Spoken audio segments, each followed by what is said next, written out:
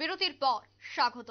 শনিবার সকালে ঘন কুয়াশায় ঢেকে যায় গোটা দেশ। কলকাতা সহ দিল্লি বিভিন্ন জায়গায় একেবারে কুয়াশার চাদরে মুড়ে ফেলা হয়। মূলত ঘন কুয়াশার কারণে ইতিমধ্যেই কিন্তু বিমানবন্দরে বিঘ্ন, বিমান চলাচল, দিল্লিতেও বিমান পরিষেবা বিঘ্নিত। ঘন কুয়াশার কারণে উত্তর ভারত জুড়ে বিমান পরিষেবা বিঘ্নিত বলে এই মুহূর্তে এয়ারপোর্ট সূত্র খবর। সেই বিষয় নিয়ে আমি বিস্তারিত জানবো। টেলিফোন লাইনে রয়েছে নিউজ ভ্যানগার্ড প্রতিনিধি শেখ মনিরুল। মনিরুল, ঘন কুয়াশার কারণে এই মুহূর্তে কলকাতা সহ দিল্লি বিভিন্ন জায়গায় বিমান পরিষেবা বিঘ্নিত। এয়ারলাইন্স কি জানাচ্ছে বা এই মুহূর্তে বিমানবন্দর সূত্রে কি খবর পাচ্ছ?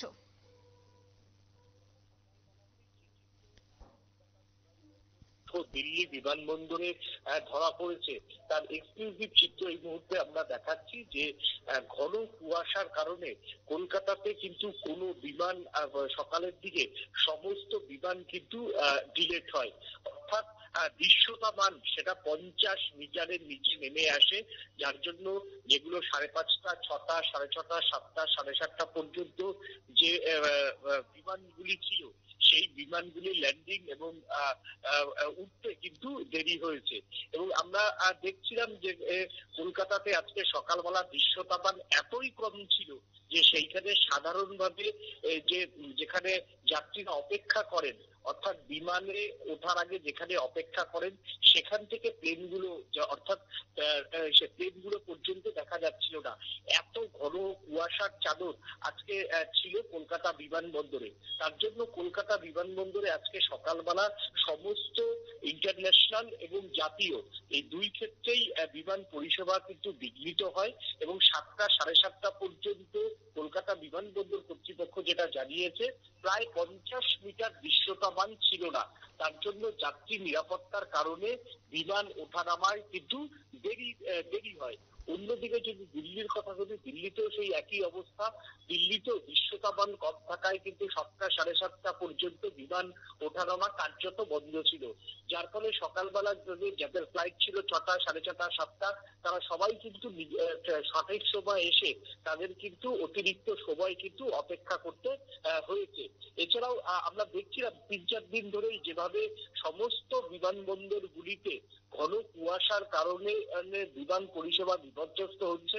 তবে আসার কথা এটাই, 9টা, 9:30 পরেই কিন্তু পরিস্থিতি কিন্তু ঠিক হচ্ছে। তখন সূর্য উঠলে বিমানগুলি আবার যেরকম ওঠার সেরকম উঠছে এবং নামছে, অর্থাৎ বিমান কিন্তু ক্যান্সেল খুব একটা নেই। তবে সকালের দিকে যে ফ্লাইট গুলো সেগুলো প্রায় 2 ঘন্টা 3 ঘন্টা লেট হচ্ছে, কোনোটা 40 মিনিট 45 মিনিট, সমস্ত বিমান পরিষেবায় কিন্তু একটা ব্যাহত হচ্ছে। তবে প্রকৃতির উপর কোনো হাত নেই। আগামী 4-5 দিন পর্যন্ত দিল্লি, উত্তর ভারত, কলকাতা সমস্ত জায়গাতেই ঘন কুয়াশার চাদর থাকবে। এইভাবে বিমান পরিষেবা বিপর্যস্ত হতে পারে বলে কিন্তু আশঙ্কা প্রকাশ করছে বিমানবন্দর কর্তৃপক্ষ। অঙ্কিতা, যারাই এই মুহূর্তে যেতে পারছেন, বিশেষ করে যাত্রীরা যারা এই মুহূর্তে দুর্ভোগের শিকার, তাদের জন্য কি কোনো ধরনের ব্যবস্থা গ্রহণ করা হবে বিমানবন্দরের পক্ষ থেকে?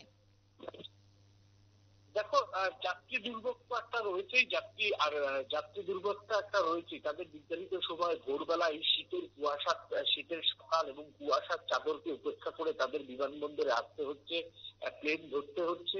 কিন্তু সেই জায়গাতে দাঁড়িয়ে দাঁড়িয়ে বিমানবন্দর কর্তৃপক্ষ বলছে তাদেরও কিছু করার নেই।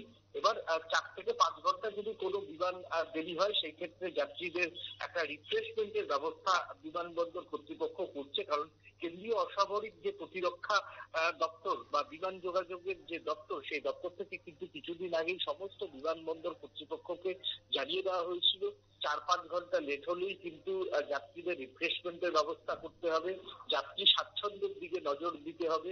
বিশেষ করে মুম্বাই যে এয়ারপোর্ট, তাদের কিন্তু কেন্দ্রীয় সরকার শোকজ পর্যন্ত করেছিল। সেই জায়গা থেকে 3-4 ঘন্টা লেট হলে যাত্রীদের জন্য একটা রিফ্রেশমেন্টের ব্যবস্থা সেই এয়ারলাইন কোম্পানিগুলি করছে। অঙ্কিতা, ধন্যবাদ মনিরুল। ঘন কুয়াশার কারণে কলকাতা বিমানবন্দর সহ দিল্লিতেও এই মুহূর্তে বিঘ্ন বিমান চলাচল। দিল্লিতে বিমান পরিষেবা বিঘ্নিত। সকাল থেকে যেভাবে ঘন কুয়াশায় আর চাদরে মুড়েছিল গোটা দেশ, তাকে কেন্দ্র করে এই বিমান পরিষেবা সামান্য বিঘ্নিত বলে এই মুহূর্তে বিমানবন্দর সূত্রের খবর। নিয়ে নিচ্ছে ছোট্ট একটি বিজ্ঞাপন বিরতি, সঙ্গে থাকুন।